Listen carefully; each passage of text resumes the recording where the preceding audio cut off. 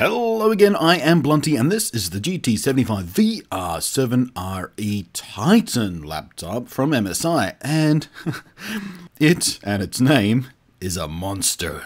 Though believe it or not, this isn't even as monstrous as it gets. What I have here has within it a GTX 1070 GPU, but there's two more models above this, one with two 1070s in SLI, and one of course with a GTX 1080. You know, just in case you really love hilariously joyful excesses in your gaming notebooks.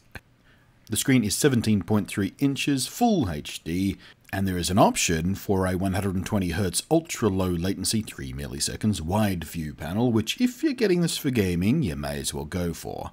That's not what I've got here on this particular model, but I have seen said screen in action, and it is glorious. But that's not to say this screen isn't glorious in its own way. It just caps out at 60Hz like a normal laptop screen would, but otherwise, it's typical of the screens in MSI's high-end notebooks, extremely rich and bright and crispy like a frozen apple.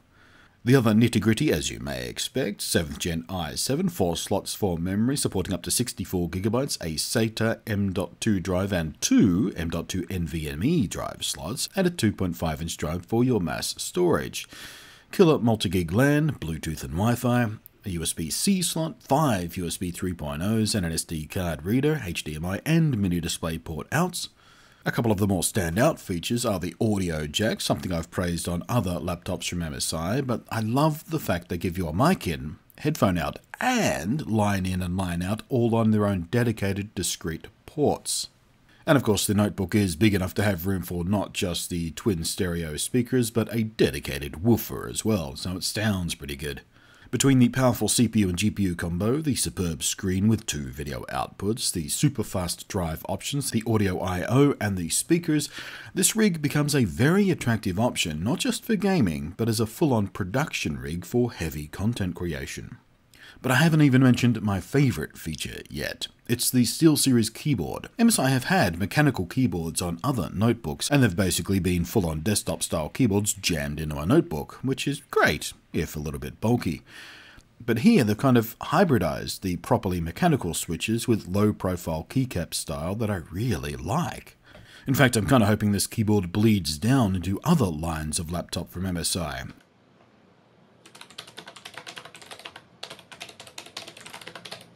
It is of course also fully RGB down to each individual key, so you can customize it to your tastes, and in particular to the job at hand, so you can have one custom layout for your favorite FPS games, one for work, one for video editing, each of which with color schemes and custom lit shortcuts suitable to whatever the job at hand is. And the best bit is there's a hardware button on the laptop itself to let you cycle between these, so you don't even need to have to bring up the software interface. You just hit the button and you cycle between your favorites. Now, the GT75VR 7RE Titan is obviously not designed as an ideal travel partner. The thing's huge, which is why I've been trying to remind myself to call it a notebook, not a laptop, because, you know, even my ample lap is not an ideal balance for this monster. What the GT75 Titan is for, though, is a proper, basically compromise-free desktop replacement for serious content production and hardcore gaming. It is a desktop power level in a device you can relatively easily move with you between locations or even simply desk to bedroom, at least much easier than moving a desktop rig is. It is no doubt a niche product, but it is very good at what it does. And deliver on that promise of uncompromised desktop power, it certainly does. Let me show you. Under the TimeSpy benchmark, we see a score exactly in line with what we'd expect from an i7 and GTX 1070 combo, and looking at the temperatures, even these fall in line with what I see running this bench on desktop hardware. The CPU stays safely well under 70 degrees Celsius, well below the thermal throttle point, and the GPU caps at about 85 degrees, which sure is higher than the average desktop model, but actually not that far from a stock blower cooler on Founders Editions and such. And in the new Superposition benchmark run in the 1080 Extreme configuration, we can drive the point home, with a score that matches desktop rigs, and in fact the closest score match was from a desktop rig with a 7700K and a GTX 1080. So yeah, literal desktop performance, and the only real compromise is fan noise. The notebook isn't what I'd call quiet under load. I mean, it's not obnoxious, it's a reasonable level of noise, even while playing with the built-in speakers, but with headphones on, it's not an issue at all. So from an experience point of view, that is the only real compromise here. A little bit more fan noise, but a desktop level experience with something you can chuck under your arm. And you can go ahead and of course assume that any game that runs awesome on a desktop i7-1070 combo will basically be identical here. But let's show, don't tell, at least with a few common examples. Overwatch, in this case, playing that fun little horde mode thing they're doing for Halloween. Super fun if you haven't tried it already. I've got every last option maxed out here, and we're still getting deep into the triple digits. Superbly ideal if you've chosen the configuration with the 120Hz screen panel, by the way. As I said, that's not the panel I've got in my review unit here, but I have played this particular game, and Doom, on another machine with that panel, and it's just liquid glory. In Project Cars, and I suppose I ought to switch over to the sequel now, it's out, but it's one of my go-to games for reviews and tests, so whatever. But it too, similarly maxed out in all the ways. We'll see anything from 120 frames per second right up to creeping over 200. Rise of the Tomb Raider once more in its prettiest possible settings. Yes, even with that system-crippling fancy pants hair stuff maxed all the way out, gets 50 to 90 frames per second depending on where you are.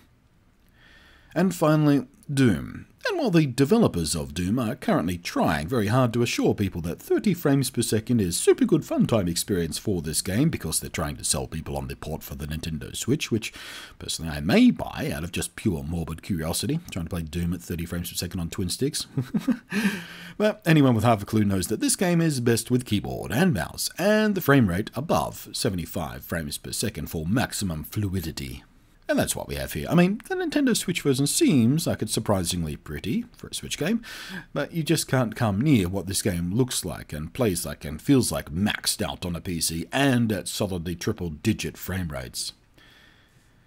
So to wrap up, once more, this is more of a practically portable desktop replacement than it is a laptop, and it does deliver a near uncompromised experience. The only things I don't love are the fan noise and the fingerprint-loving finish. Although that said, when you do wipe your fingerprints off the thing, it is sexy AF. In all other ways, this thing is great with a capital G, and the keyboard may be my new favourite for any laptop. It feels so nice to type on, and indeed especially nice to game on. This particular notebook is not for everyone, of course, but for those it suits, it's a big black slab of awesome. Thanks for watching, I am Blunty, and I will catch you next time.